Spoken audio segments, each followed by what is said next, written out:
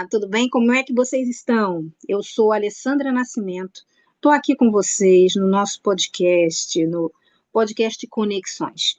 Estamos aqui mais uma vez numa edição especial. A gente vai estar abordando o direito previdenciário, uma pauta muito sensível para todos nós. Essa pauta ela envolve muito as questões pertinentes à deficiência oculta, certo? E a importância do direito, né, estar assessorando as pessoas com deficiência para a garantia dos seus direitos à cidadania. Então, hoje, eu e a Ariana Jungles, que aqui está presente, vai conversar com vocês. Estamos recebendo o Dr. Guilherme Pons, que vai nos explicar um pouco sobre essas questões relacionadas à aposentadoria e BPC, citação de BPC, e também, na sequência, ele nos vai elucidar alguns casos e situações que, claro, às vezes estamos sujeitos a passar, e como, à luz do direito, podemos ter as nossas conquistas mantidas, os nossos direitos de fato reconhecidos. Então, como vai, Adriana Junders? Como você está? Tudo bem, minha querida? Quero agradecer mais uma vez essa oportunidade. Bem-vindo a todos. Hoje eu vou ser uma ouvinte, porque eu não atuo nessa área, e eu tenho certeza que o Dr. Guilherme é uma pessoa muito capacitada para estar abordando esse assunto. Muito obrigada, Adriana. Bom, então agora com o nosso convidado, eu que estou aqui falando com vocês, com o nosso querido convidado que recebeu, vai falar um pouquinho sobre toda essa temática. Seja bem-vindo, doutor Guilherme. Muito obrigada por sua presença. Eu que agradeço o convite e é sempre uma honra trazer informação para a população que precisa tanto do reconhecimento do seu direito previdenciário. Traremos aí, como já dito, alguns casos práticos, o que fazer para melhorar as suas chances, o que fazer quando o INSS negar, para poder dar uma luz no fim do túnel aí para quem busca o seu reconhecimento do direito perante o INSS.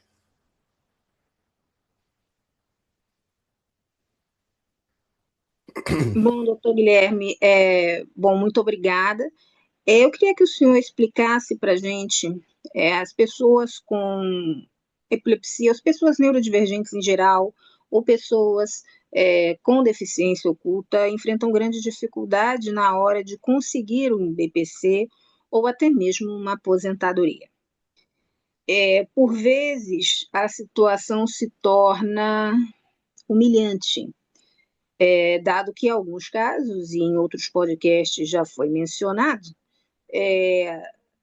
o relatório médico sendo como ferramenta de apoio, endossando o estado clínico dessa pessoa e a incapacidade para o retorno ao mercado de trabalho, para as suas funções, e na hora que se vai solicitar um auxílio, uma aposentadoria, a pessoa passa uma avaliação biopsicossocial e tem de imediato negado, e o que nos chama a atenção é se temos um neurologista, um psiquiatra, através de um laudo, dizendo que essa pessoa está incapacitada para a realização de suas funções, por que da insistência numa perícia, né? Se tenho a liberdade de disso, o porquê dessa insistência numa negativa? Estamos falando de dois profissionais médicos especializados que em um laudo, eles colocam realmente o estado clínico incapacitante da pessoa.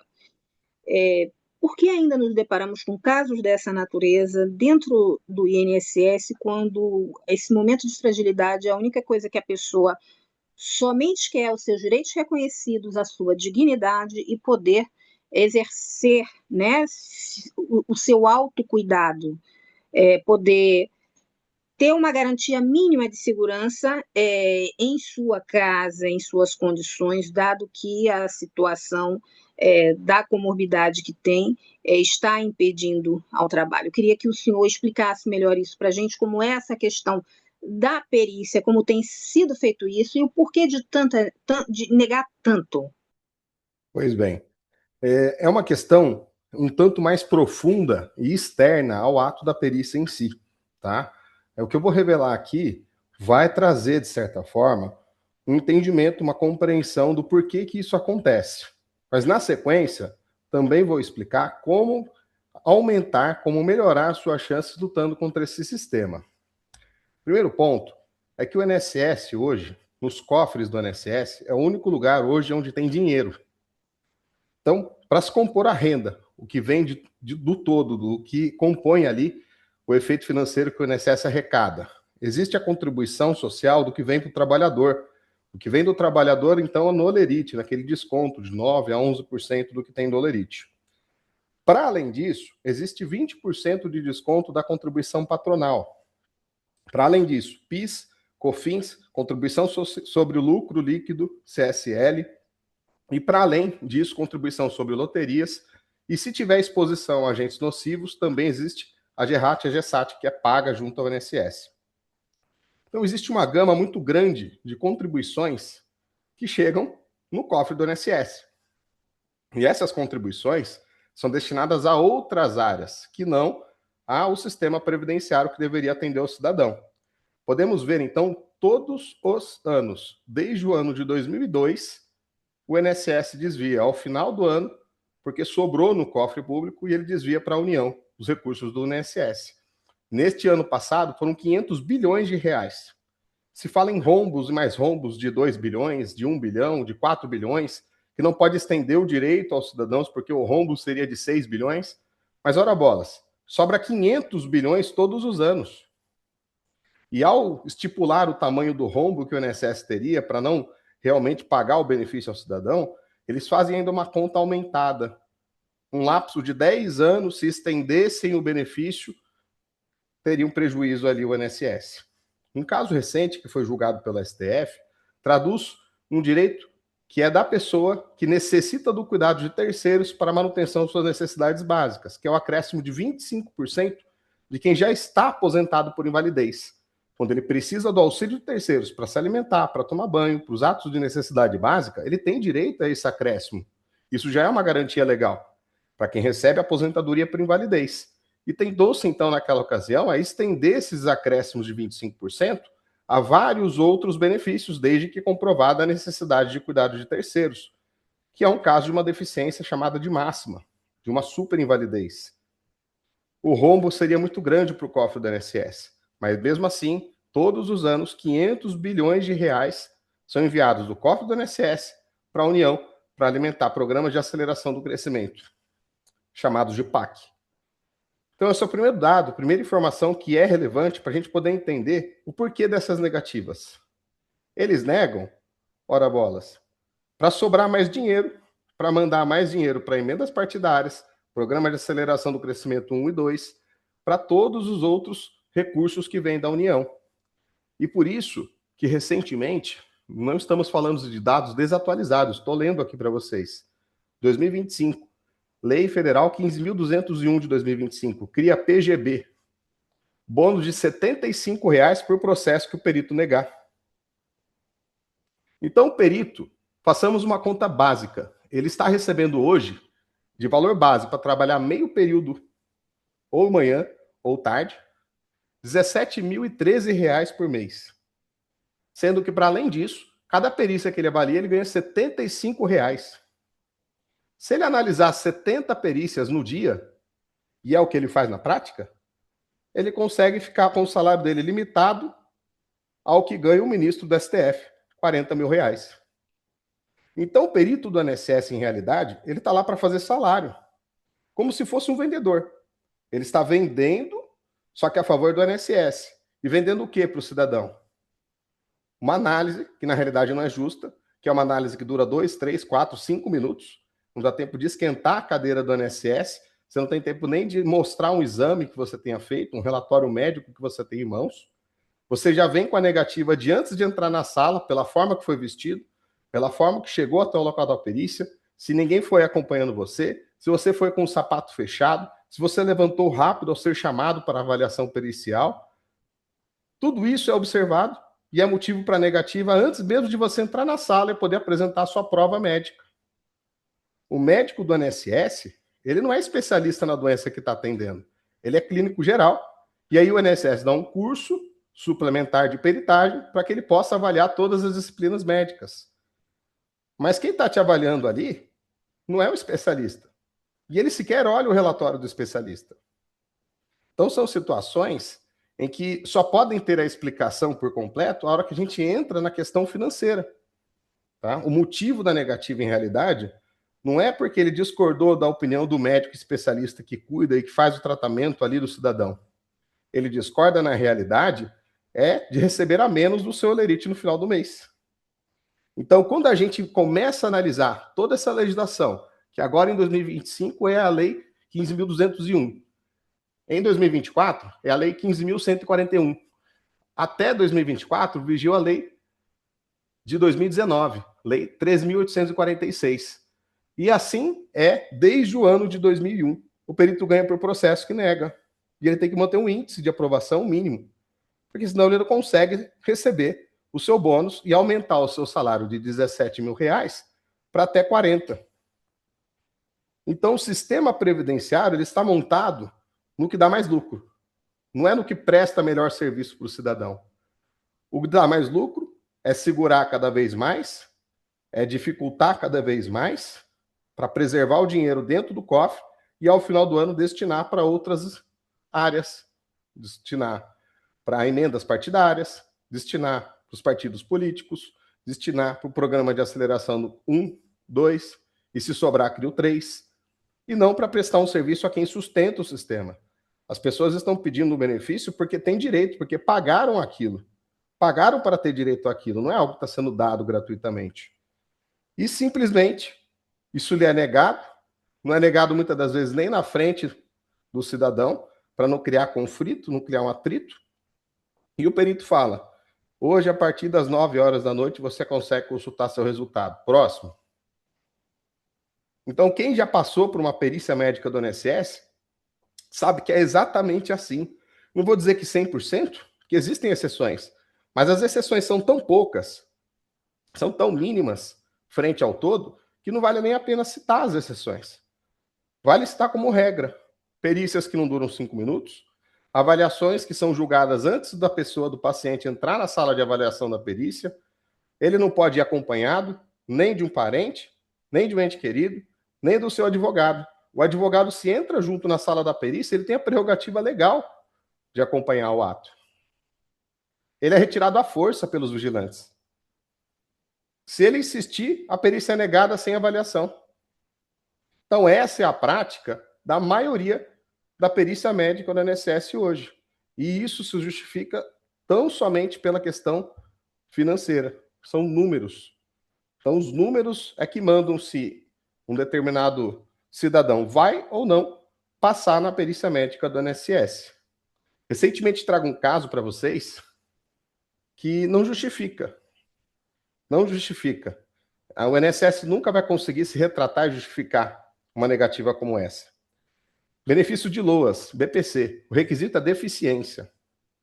Uma perícia de LOAS, BPC, para uma pessoa que, além de ser síndrome de Down, é surda, portanto, muda, e também nasceu com os pés invertidos para trás.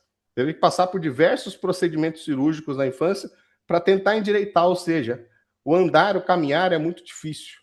O falar é inexistente. E a cognição é toda aquela característica do Down. Resultado: negada por falta de qualidade de deficiente. INSS de Santa Bárbara do Oeste, interior de São Paulo. Está lá o processo administrativo concluído, até hoje. E aí, a solução disso Você foi pode via repetir judicial. qual foi o resultado? O que colocou? Foi negado pode por repetir? não ter a condição de deficiente. Falta da qualidade de deficiente. Uma pessoa que tem síndrome de Down, surda, muda e nasceu com os pés invertidos para trás. Esse termo, qualidade de deficiência? É o termo que eles utilizam no indeferimento do INSS. Meu Deus. Como se fosse a justificativa para negar por não ter a deficiência. Ele usa o termo qualidade para tudo. Ele coloca o termo qualidade para qualidade de segurado, para qualidade de dependente e para qualidade de deficiente. Para vários benefícios, ele compartilha desse mesmo termo. Então, são situações em que não se justifica, a perícia médica não se sustenta, não tem nenhuma lógica aparente um sistema que nega bolso de quem está avaliando. É como se ele tivesse tirado o próprio bolso para dar para o segurado algum benefício.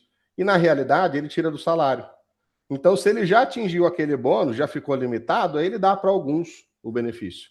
Enquanto ele está fazendo o salário dele, ele vai negar para todos. Então, na prática, é isso que funciona no INSS, é isso que é operante. Fora disso, fora dessa situação, o INSS, hoje, ele conta com uma defasagem de mais de 80% do seu quadro de funcionários públicos. Desde 2010 não tem reposição de funcionário público. Já temos aqui 16 anos em que funcionários aposentam, em que funcionários trocam de concurso por passar em outro melhor, ou desistem, pedem exoneração e vão para o serviço particular, e não tem reposição. Agências do INSS, mais de 50% delas estão fechadas. E as que estão funcionando com 50% ou menos do quadro de pessoal que existiu antes, por conta justamente da falta de pessoal. E aí criam a tal da inteligência artificial, cria ali a informatização de todo o sistema. E quem tem acesso realmente à informática no Brasil? Será que são todos? Será que são todos os que estão se aposentando agora que têm acesso à informática, acesso a um mundo digital, que têm a facilidade de poder ir lá e pedir? Por que não é mais permitido o requerimento físico presencial? Por que se limita? Por que se restringe? Tudo isso só se justifica pela necessidade de cada vez mais apertar o cinto e sobrar mais dinheiro no cofre para no final do ano dividir com os seus. Então, a prática, ano após ano, entra e sai governo, é isso que nós vemos. Não é do agora, é desde 2001, a mesma legislação operando em desfavor do cidadão e formando a perícia médica do INSS que a gente vê no dia de hoje. Especialista em negar benefício.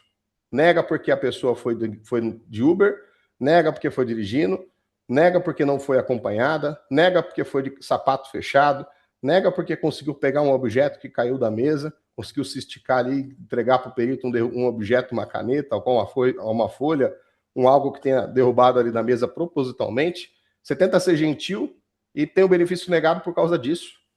São estratégias ardilosas. São estratégias que não são médicas, são pegadinhas. Um sistema que arma pegadinha contra o cidadão merece o respeito, merece o elogio. Por que a contribuição previdenciária ela é obrigatória? Por que ela não é facultativa? Se nós pudéssemos escolher se queríamos ou não contribuir com o INSS, quantos será que iriam querer contribuir para receber uma prestação de serviço dessa? Quantos de nós iríamos querer colher um fruto desse e ficar plantando assim por opção, através da contribuição previdenciária? Poucos iriam sustentar esse sistema. Agora, a contribuição continua sendo obrigatória, a gente continua sustentando tudo isso que acontece, continuamos a ver ano a ano, entra e sai governo e a política continua desse jeito, negando benefícios para economizar, para conseguir um pouquinho a mais. E aí, se você expõe essa situação, aí que acontece alguma coisa. Como, por exemplo, os empréstimos consignados que vieram ali dentro dos benefícios de milhões de brasileiros. Isso acontece desde quando? Desde quando que existem empréstimos consignados indevidos, que são feitos dia após dia sem a pessoa ter pedido? Isso não é de hoje. Associações fazendo descontos indevidos nos benefícios, sem a pessoa nunca ter pedido. Isso não é de hoje. Só que aí, a hora que sai a polêmica, eles fingem que não conheciam, tentam dar alguma solução ou outra, e daqui 6 meses volta a acontecer. Não resolve o problema. Porque para resolver o problema, ele tem que gastar com o cidadão que dá o dinheiro para ele, que dá o dinheiro para sustentar esse sistema.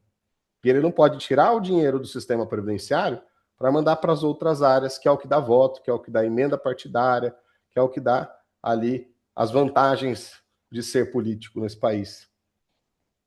Então, existe muito a se considerar quando se fala em perícia médica.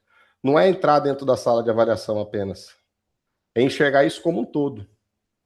Então, esse é o primeiro ponto, Alessandra, que eu queria que todos compreendessem, porque é o que pouco se fala. Pouco se fala na remuneração do perito. Quem fala o quanto que eles ganham, quem expõe o quanto que eles ganham, né? São informações que são de alta relevância. Apesar de ser número, de envolver matemática, conta, é uma lógica simples.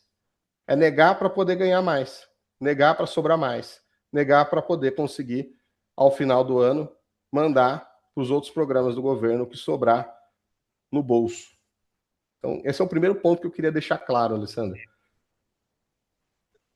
Doutor Guilherme, o senhor é especializado na área de direito previdenciário, certo? Sim. É porque no início, até peço desculpa a quem está nos acompanhando, não foi feita a devida apresentação.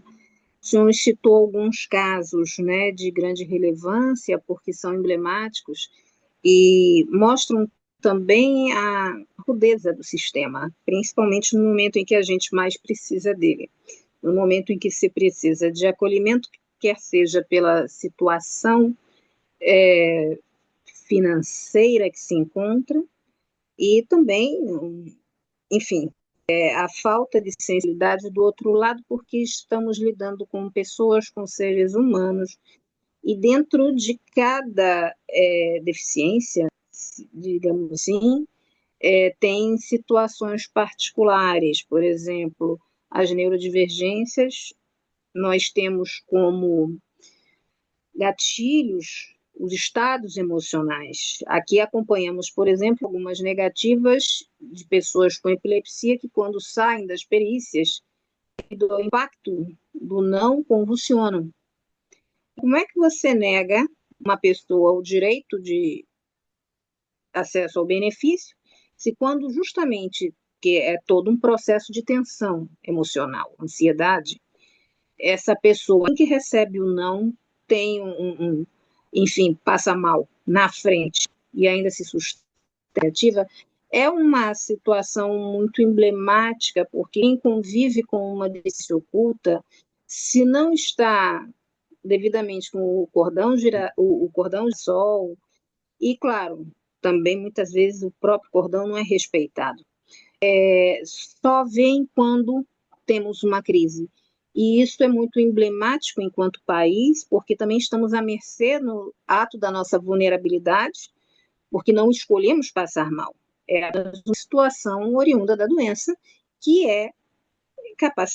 que é limitante, ela nos limita. Então, estamos sempre à mercê de como vai ser a situação. Se vamos ser bem acolhidos, nós temos casos de pessoas, já umas insistências ainda, que, pelo amor de Deus, isso não está ocorrendo, puxar a língua em momento de convulsão. Isso é a coisa mais errada do mundo. Então, o não salvamento adequado. Então, diante disso, o que o senhor, ao longo de sua experiência, o que o senhor aconselharia às pessoas que estão buscando ter sua aposentadoria, esse benefício, como deve ser feito? Primeiro momento é a partida negativa, que deve ser judicializado, deve ser procurado o advogado especializado, não é isso? Gostaria que o senhor explicasse essa situação para a gente. Pois bem, eu expliquei no início dessa fala a dificuldade que é chegar na sala da perícia sem ter tido o benefício negado antes de entrar. Então, a primeira precaução que você tem que ter, qual que é?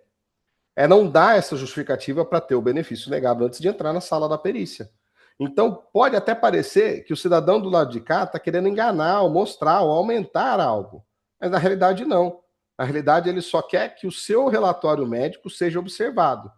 Ele só quer que realmente ter a chance de mostrar a incapacidade, a doença, a deficiência.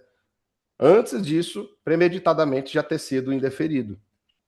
Então, primeira precaução: roupas simples, roupas que não chamem a atenção, roupas coloridas, evitar, tá? Porque muitas das vezes a gente tem que associar. Olha que horrível a fala do que eu vou dizer.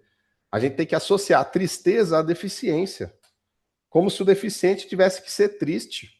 Como se o deficiente tivesse que mostrar que está ruim financeiramente, que está ruim emocionalmente, que ele não está sendo cuidado, que está abandonado. Porque se ele chega acompanhado de alguém, essa pessoa também tem um benefício negado, porque tem quem cuida, não precisa da atuação estatal. Tem alguém que está ajudando.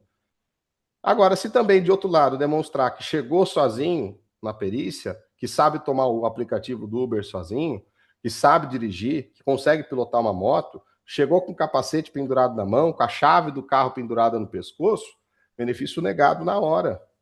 Então, são precauções que se tem que ter, são orientações pré-periciais que se tem que ter para poder chegar no ato da perícia e conseguir pelo menos ter o seu relatório médico lido. Porque senão, tá o documento médico em cima da mesa, o perito não olha, não coloca a mão, só olha para o computador, faz 3 perguntas, resultado final às 9 horas da noite. Para que isso não aconteça, você não pode dar o motivo dessas pegadinhas fazerem ali ser vistas no ato da sua perícia. Então, nada de brinco, nada de colar, nada de pulseira, nada de maquiagem, barba por fazer, cabelo bagunçado. Se é óculos não pode ser colorido, chamativo. Eles olham até se o óculos está quebrado, se não está, se está gasto, se não está. São situações em que a gente tem que se expor à humilhação, à pobreza, à tristeza, à falta de cuidado de qualquer outra pessoa que pudesse ali estar dando assistência, para poder ter a chance de mostrar o relatório no dia da perícia.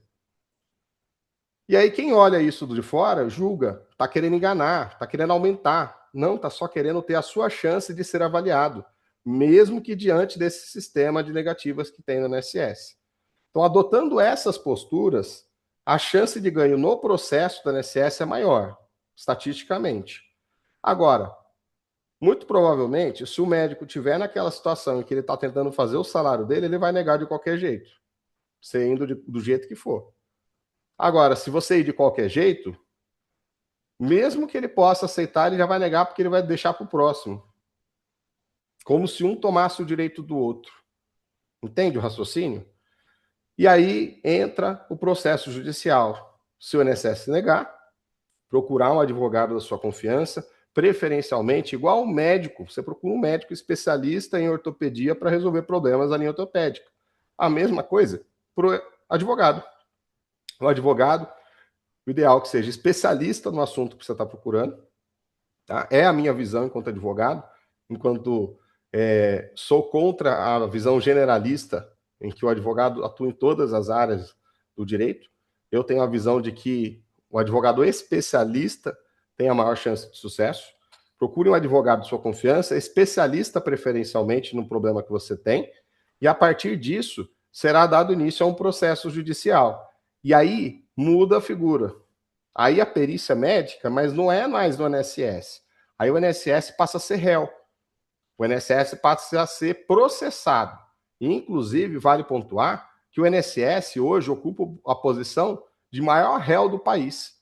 É maior ente, maior pessoa jurídica detentora de ações contra ele no Brasil. Por que será, né? Será que é porque tem todas essas práticas contrárias ao que era para ser de direito do cidadão? Então, entra ali, começa um processo judicial, e aí, a partir do momento que o INSS é réu, a perícia não está mais na mão dele. A perícia está na mão do juiz, que está ali associado, muitas das vezes, a um médico particular, que ganha independente do sucesso. Tanto se conceder o benefício quanto se negar, o médico pericial judicial, ele ganha a mesma coisa. Tem hora que é R$300 por perícia, tem alguns órgãos que pagam até R$400 por perícia, tá? Se tem mais do que R$400 por perícia, eu desconheço. 300 e 400 é a média que o médico perito da Justiça Federal ganha para fazer as avaliações. E aí ele tem médico especialista, um médico particular, um médico de confiança do juiz, um médico que traduz ali as intenções do juiz para com ali a sua subseção, tá? Então aí a conversa é outra. Não que isso seja garantia de que vai resolver o problema, mas a chance de ganho, pelo menos, ela existe, ela é existente, né? Ela não é quase nula como é no INSS, certo? E aí, a partir da existência dessa perícia médica judicial com médico especialista, existe também a estratégia certa para se ter mais chance de ganho. O relatório médico, ele tem que ser completo. Não é eu levar 20 relatórios médicos que vai fazer essa perícia ser concedida. Porque todos estamos lutando contra o tempo. O médico da Justiça Federal também. Ele vai avaliar você em meia hora, 25 minutos, às vezes um pouco menos. Mas ele só tem aquele período para avaliar você. Se você espalhar na mesa do perito 30 relatórios médicos, 3 exames desse tamanho, ele não vai ter tempo de olhar isso tudo. Então, uma dica que passo: complete todas as lacunas do relatório médico em uma só folha, em um só relatório. Um relatório que contenha todas as informações de histórico, de progressão, de tratamentos já realizados, de tratamentos que geraram alguma melhora, de tratamentos que não geraram nenhum impacto, outros tratamentos que ainda podem ser aplicados, ou se não pode ainda, não pode mais nenhum tratamento ser realizado, já foi atentado ali todos. E se a doença, ou incapacidade ou deficiência tem caráter permanente ou temporário. Sendo temporário, por quanto tempo se espera uma melhora do quadro de saúde? Se daqui 1 ano de tratamento, se daqui 2 anos, se daqui 3 anos, porque isso vai amarrar a perícia médica e ela consegue responder todos os quesitos usando um só relatório médico, usando um documento médico só, tá? Então, um relatório médico completo que contenha todas essas informações, ele é primeiro passo, é passo essencial. E o passo 2, de dica muito forte que eu passo para vocês, é levar no dia da perícia cópia do prontuário médico. O prontuário médico é o histórico que o seu médico tem de todas as anotações que fez desde quando começou a te tratar. Existe um prontuário médico no posto de saúde, existe um prontuário médico no hospital, existe um prontuário médico na clínica particular que você passa. Todos os lugares que você já se tratou no passado, pede cópia do prontuário médico e entrega lá para o perito no dia. Isso vai mostrar o seu histórico. Porque o médico perito, ele está te olhando só naqueles 20, 30 minutos. Ele não está te acompanhando de longa data e nem vai te acompanhar no futuro. Quando você novamente for passar por perícia judicial, provavelmente vai cair com outro médico. Nem mais com ele vai cair. Então, o que acontece? Se você mostrar o que já foi tentado, o histórico, que tem 2, 3, 4 anos sem melhora, só com progressão da doença, só a doença se espalhando, comprometendo cada vez mais, a chance de você conseguir comprovar o seu direito a uma aposentadoria por invalidez é maior. E aí você para de depender de fazer perícia a cada 6 meses, a cada 3 meses, a cada 2 meses. Porque aí você já entra na aposentadoria por invalidez, que é um benefício permanente, pelo menos teoricamente. Salvo a Operação Pente Fino, que o INSS descobriu como burlar até mesmo a perícia judicial depois do processo encerrado. Mas a gente já fala isso já, tá? Da Operação Pente Fino. Então, se você leva prontuário médico e relatório médico completo, são 2 documentos que vai fazer sua chance de ganho aumentar. E se já era para você ganhar o auxílio-doença, você tem chance de caminhar para uma aposentadoria por invalidez. Tá? A mesma coisa se aplica para qualquer outra perícia médica que vá ser feita. Seja para um LOAS BPC, seja para uma aposentadoria por tempo de contribuição da pessoa com deficiência, seja na aposentadoria por idade da pessoa com deficiência. O relatório médico completo, com todos esses requisitos, somados à cópia do prontuário médico, aumentem muito sua chance de ganho. Tá? Então, essa documentação pode salvar a perícia judicial. E as posturas citadas anteriormente, as práticas que eu citei anteriormente, podem ajudar ali na perícia médica administrativa, da que é no INSS mesmo. Então, dei ali a condução de como se deve ser feita uma perícia, tanto administrativa como judicial. A preparação para isso tem que ser feita. Não pode ir do jeito que acordar, não. Tem que se preparar, se organizar, colher toda a documentação certinha, tá? E isso com certeza vai aumentar as chances de ganho do cidadão quando for fazer uma avaliação médica.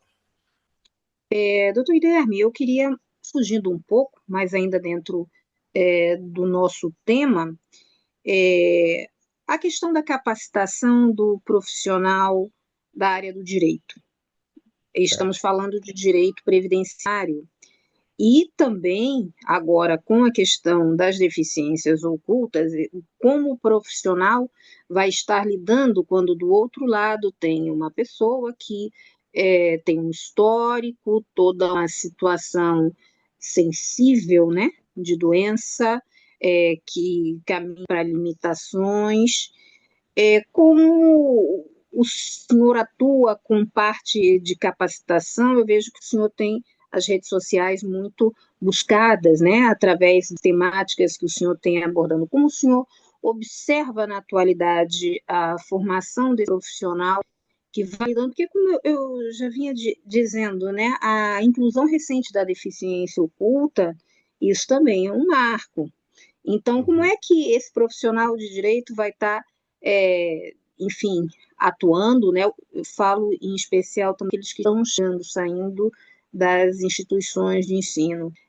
Como é que o senhor observa essa situação, essa presença de mercado e, claro, dentro da capacitação e o próprio letramento em como se dirigir ao cliente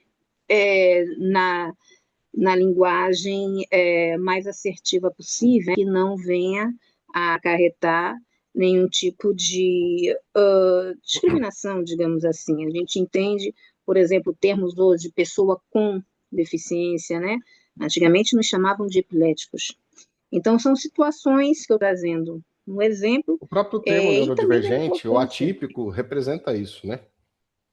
É uma forma que se tem de tratar, né, com mais humanidade, com mais consciência, com mais dignidade, né, o que realmente existe de problema de saúde. Isso é a prática, não é a faculdade, não é um curso que se tem para aprender como lidar com causas desse tipo, tá? Existem vários cursos de especialização, vários cursos de pós-graduação, mas o profissional do direito ele vai sendo moldado com a prática. A faculdade dá a teoria e é a prática que vai mostrando para a gente, enquanto advogados, como nos tornarmos cada vez mais especialistas.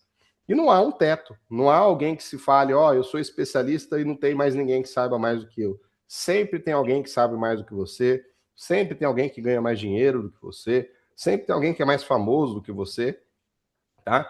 Então, ao momento que a gente consegue tirar o comparativo de lado, nós vemos que isso é uma direção, né? Tem profissional que segue a direção do direito criminal, tem profissional que segue a direção do direito previdenciário, tem profissional que segue a direção do direito civil. E todos eles têm a sua capacidade técnica para atuar em qualquer outras áreas. Mas assim como o médico, existe o clínico geral, existe o médico especialista. Tem um advogado clínico geral e tem o advogado que é especialista naquela situação, tá? E mesmo ele conquistando o título de especialista, isso não tira a oportunidade de cada vez melhorar, cada vez aprender mais, cada vez otimizar mais. E isso é um sentido, não um destino, né? Seguindo esse sentido, a gente consegue cada vez mais compreender e ter mais empatia para com a pessoa que estamos atendendo, tá?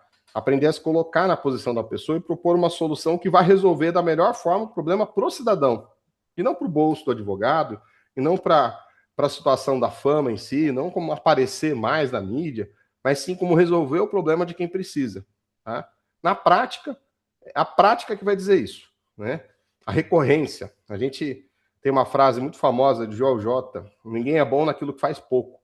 Então, conforme você vai fazendo, você vai ficando cada vez melhor naquilo que é feito. E na advocacia, assim como todas as outras áreas, é assim que funciona. Tá?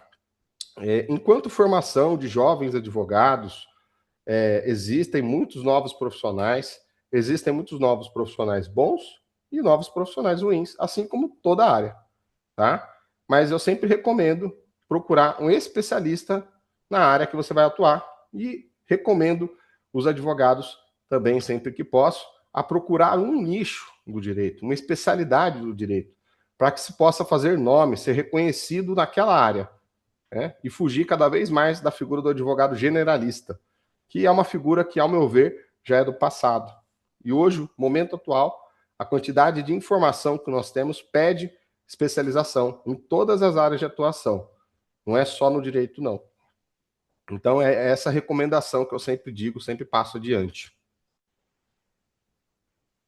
Certo, doutor Guilherme. Um ponto muito interessante a abordagem que o senhor está sinalizando, sobretudo pela forma mais humanizada, né, de Exato. estar se dedicando ao atendimento. O senhor havia falado anteriormente sobre a questão, me parece, Adriana, você está aqui, querida? Sobre a questão, o senhor ha levantado um tema Estou recentemente, aqui. podemos voltar àquele tema que o senhor falou? Vamos, estou à disposição. Qual tema que era? Você lembra, Adriana?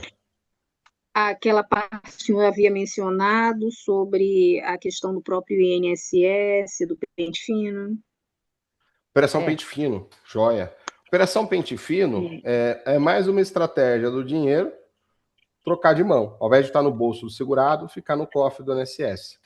Tá? Para quem já está recebendo o benefício há mais de 2 anos, seja por um auxílio-doença de maior duração ou por uma aposentadoria por invalidez, lançou-se como se fosse um sistema acusatório, em que todos estão ali recebendo benefício indevidamente e todos serão convocados para perícia. E aí se faz o chamamento desse segurado para a perícia médica.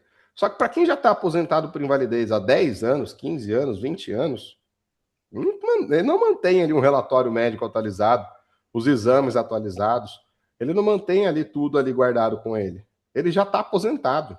O termo aposentadoria se refere ao critério permanência.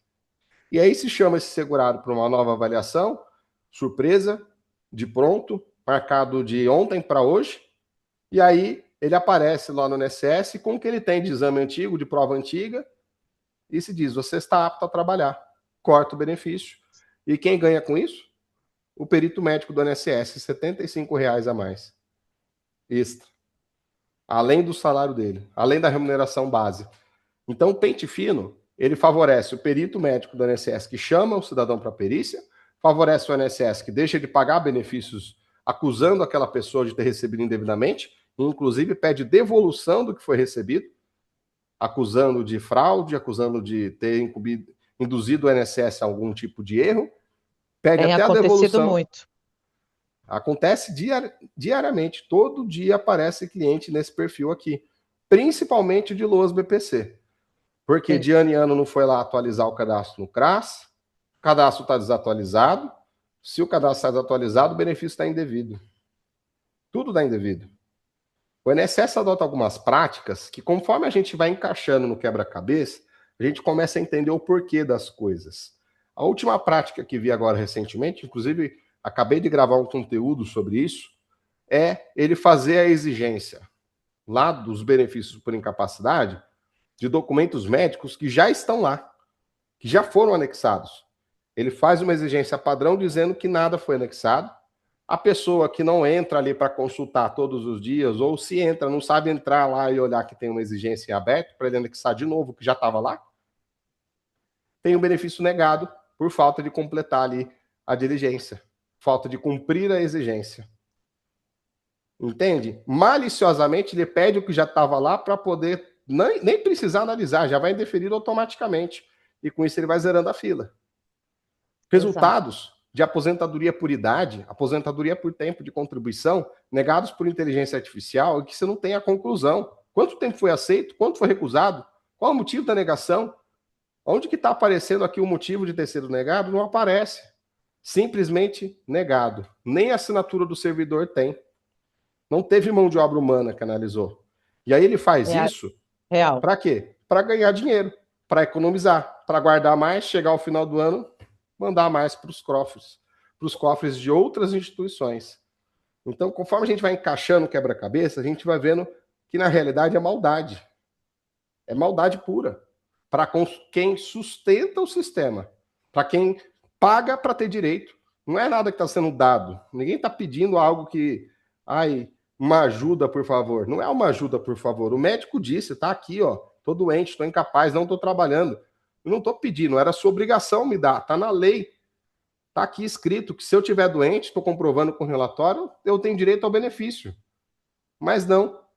No meio do caminho existe o sistema financeiro, o equilíbrio atuarial, o equilíbrio do INSS, e vai para qualquer outro lugar que não seja o bolso do cidadão. Então, é a prática que vai vendo como isso funciona. E é isso que fez e faz do INSS o maior réu do país. É um sistema tão, cheio de processos, tão abarrotado de processos, que, para terem ideia, foi criada uma justiça só para julgar as causas do INSS, que é o Juizado Especial Federal. O Juizado Especial Federal foi criado só para dar conta da demanda com o INSS. E aí tira o direito de réplica, tira o direito de vários recursos que poderiam ter sido interpostos, tira o direito de manifestações sobre perícia, tira o direito de quesitos suplementares ou complementares, tira o direito do cidadão de se defender de uma forma mais completa, diminui a possibilidade de peças processuais, de pedidos, restringe até o dinheiro que pode pagar. Eu posso pagar até 60 salários mínimos. Mais do que isso, não pago. Mais do que isso, você abre até mão para poder ter o seu processo julgado. Foi criado um sistema diferente do comum, um sistema especial, só para dar conta das causas que o INSS cria. Ele cria isso tudo ardilosamente, com intenção. Pode falar, Adriana. Inclusive, impede até perícia. Exato. Se você tem uma deficiência, por exemplo, que existe uma análise na área do médico, especialista em neurologia e ortopedia, você tem que escolher uma ou outra. Qual é a que vai te dar mais chance de ganho? Você tem que escolher uma, você não pode escolher as duas. Se você depende de uma avaliação social e uma avaliação médica, como é que você faz? Se você precisa de uma avaliação mais específica por ser uma doença, como, por exemplo, as doenças que têm ligação principalmente com a depressão e também com a questão ortopédica, que é a fibromialgia. Como você vai analisar a fibromialgia? É o ortopedista, é o neurologista ou é o psiquiatra? As três disciplinas estão envolvidas. Você não consegue ter uma perícia multidisciplinar. É uma só. Qual você quer? Entende? E ainda essa avaliação, ela ainda tem ali, muitas das vezes, vários quesitos que sequer são respondidos porque ele não é especialista naquilo. Pois, se não é especialista naquilo, por que você não passa para o médico especialista fazer uma segunda perícia completando a resposta aos quesitos? Entende? Fica um buraco, fica um lapso. E quem paga por isso é o cidadão. Paga com a vida. Ele não paga só com dinheiro. Ele paga com a vida, porque ele está perdendo tempo, ele está perdendo dinheiro, ele está tendo sua expectativa de vida diminuída porque não está se cuidando, não está se tratando, e o pouco que está vivendo, diante desse sistema, está vivendo oprimido, está vivendo sem dignidade, está vivendo sendo humilhado dia após dia em perícia médica, porque o médico não é gentil. Ele não é simpático. Ele chama a pessoa pela voz que você escuta se estiver do outro lado do salão. E você, no susto, levanta da cadeira para ir lá correndo o quanto antes, porque ele te gritou, ele está com pressa. Chegou correndo, ele está te olhando pela câmera. Se você levantou correndo, já está negado, você nem esquenta a cadeira dele. Isso é real. Então, são práticas que eles fazem que são contrárias ao Estado democrático de direito, contrárias a um Estado de justiça real. Não existe isso dentro do INSS. É tudo corrupto. Tudo. Todos os setores que a gente caminha tem corrupção. Do servidor que analisa processos, que vende informação para o banco de empréstimo consignado, o servidor que concede o benefício, que desbloqueia para poder não ficar a limitação de 6 meses para poder fazer empréstimo consignado, do outro que encaixa ali dentro descontos indevidos de associações, para o outro que também autoriza empréstimo consignado sem a pessoa ter nenhum documento juntado no processo. E quem ganha com isso? Recentemente eu publiquei nas minhas redes sociais, também deu o que falar, cheio de analista previdenciário do INSS me xingando e ameaçando nos comentários do vídeo.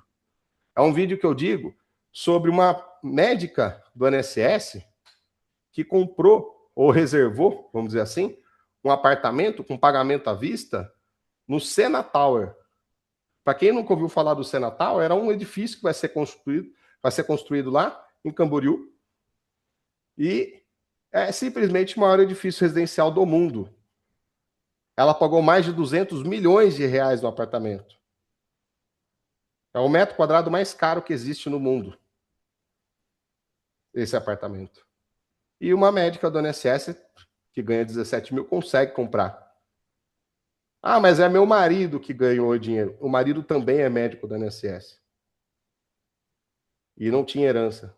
Está lá o imposto de renda da pessoa física. Nada foi herdado. A Não tem conta não justificativa. bate. Da onde vem?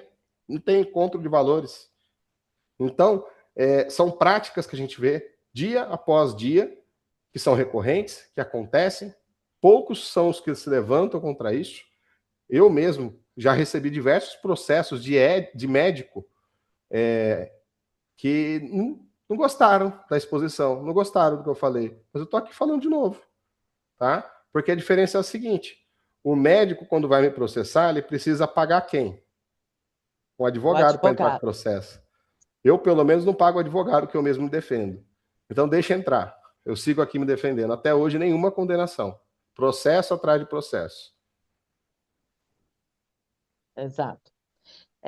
Doutor Guilherme, eu queria só me posicionar a respeito da questão das doenças ocultas, doenças raras, e essa questão de você ter que realmente refazer a perícia, porque veja só, eu tenho um filho com doença rara sequenciado, ou seja, o exoma dele revela que não tem o que fazer.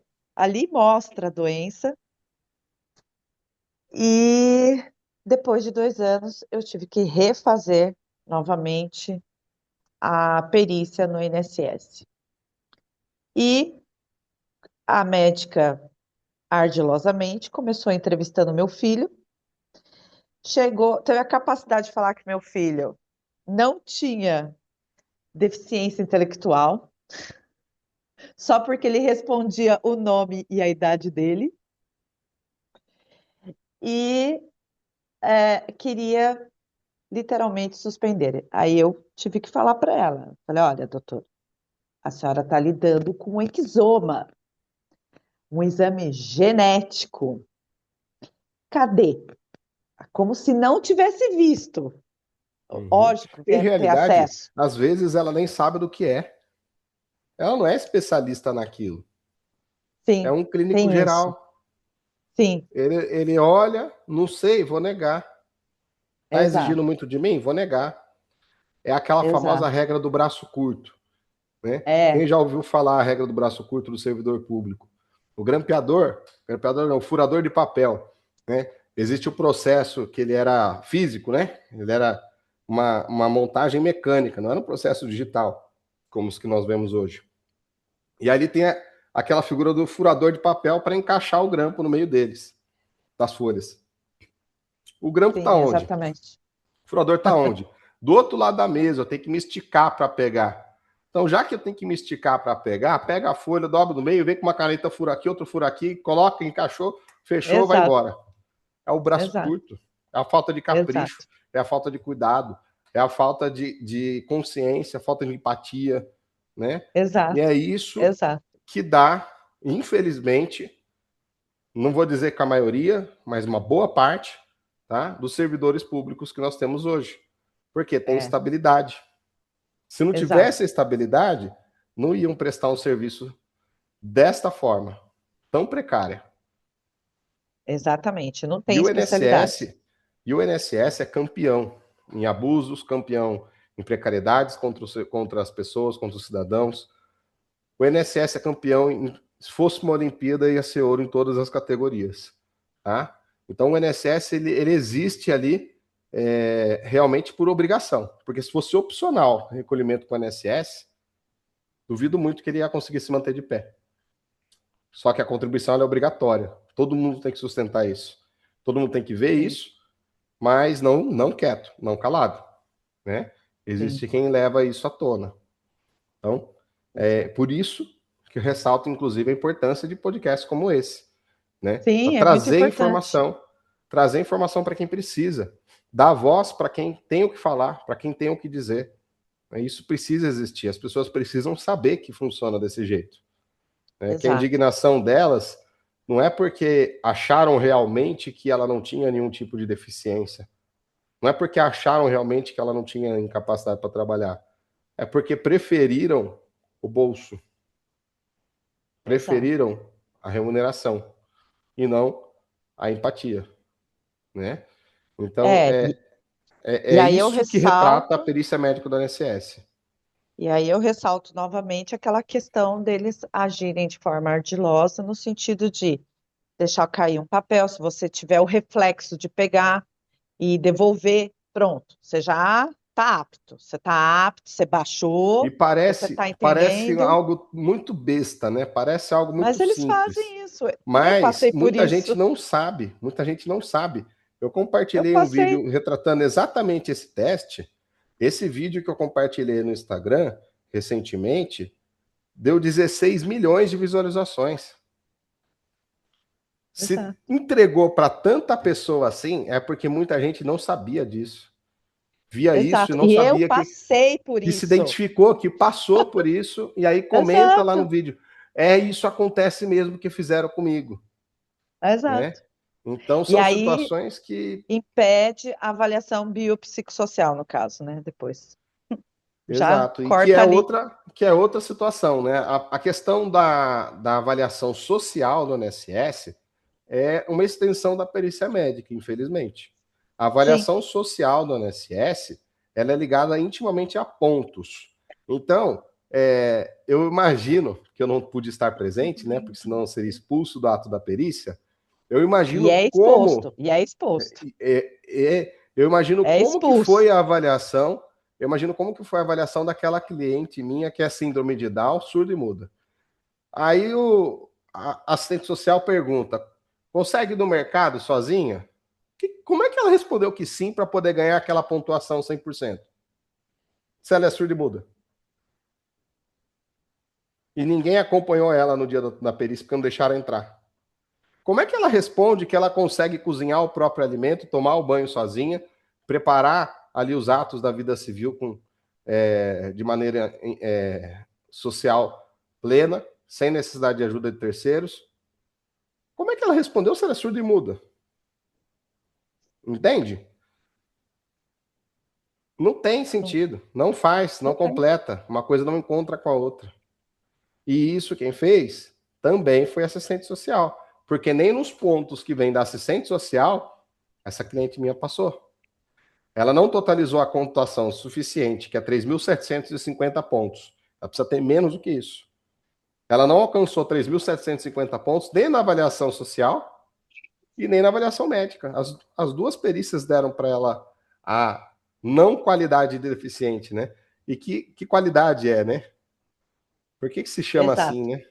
Esse é um Como se ponto que a fosse. gente tem nos colocado muito em evidência, a questão da avaliação biopsicossocial, porque para nós é uma grande incógnita ainda, né? Acredito que seja um ponto de discussão mais para frente que deva ser A melhor gente pode marcar observado. de novo, né? A gente pode Opa, marcar de fico à novo. disposição, porque é uma Exatamente. questão bastante complexa. As perguntas elas são padronizadas, mas dependendo Sim, da forma que o cidadão responde, ele pode ter a pontuação de 0 a 100. E se ele responder tudo bem respondidinho, ele fica no máximo com 75 pontos, e 75 não encaixa como deficiente. Então é aí que muita gente cai na avaliação pericial social, né? Que aí perde a questão do LOAS, perde a questão da aposentadoria do deficiente, né? Perde, muitas das vezes, até mesmo a pensão por morte que receberia do ente querido que faleceu, né, por Absurdo. falta de qualidade de deficiente. E aí ia puxar, através da qualidade deficiente, a qualidade de dependente. Então acaba perdendo isso. Uma pessoa que nunca trabalhou, que sempre dependeu da mãe, a hora que a mãe falta, não consegue a pensão, porque não comprovou deficiência. Uhum. Entende? surreal, né? Isso é Surreal. Tem surreal que e é voltar. mais uma vez a necessidade da parte do direito, né, dos advogados e a sociedade, de um modo geral, sociedade civil, está acompanhando isso de perto, porque é de chamar atenção com uma canetada a pessoa conseguir, desculpem quem estiver ouvindo, afetar tão drasticamente uma vida por falta de empatia, né? Mas a gente vai, eu agradeço muito, Guilherme, sua presença. Vamos A voltar de gente, novo, né? com Fico à certeza, vamos disposição. voltar à temática. Já convidamos o senhor para se unir ao movimento Epilepsia Brasil. Entendemos que o senhor dá uma aula, né? Eu estou aqui muito impactada com sua fala. Claro, o que a gente quer aqui é os direitos reconhecidos e, claro, colaborar, ouvir as partes, ver de que modo podemos estar construindo um país mais justo, mais igualitário e, claro, ouvindo as críticas, os pontos que estão realmente precisando ser ajustados. E, como eu falei, a entrada da deficiência oculta agora e toda essa mudança, isso é muito impactante. Bom, eu vou encerrando por aqui. Adriana, tem alguma coisa para dizer? Doutor Guilherme? Eu quero agradecer e dizendo que o Exoma foi fundamental para eu manter o benefício do meu filho. Isso é importante. E é esse tipo de formação que transforma a vida das pessoas, que traz dignidade de volta. A dignidade que muitos tentam tirar é a informação que traz de volta. É por isso que estou aqui e que continuo à disposição, seguirei aí até quando tiver fôlego para lutar. E volte com a Obrigado pela gente. oportunidade. Obrigada. E sigo por aqui. Muito obrigada, nós agradecemos muitíssimo a sua participação. E vocês que nos acompanham aqui pelo nosso podcast Conexões, sempre trazendo informações, principalmente da área do direito, para as pessoas com neurodivergência, muito obrigado. Hoje recebemos aqui o Dr. Guilherme Ponce, ele que é especialista em direito previdenciário, elucidou algumas questões, nos passou algumas informações. Vamos encerrando aqui hoje. Muito obrigada a todos e todas que estiveram presentes. Obrigada.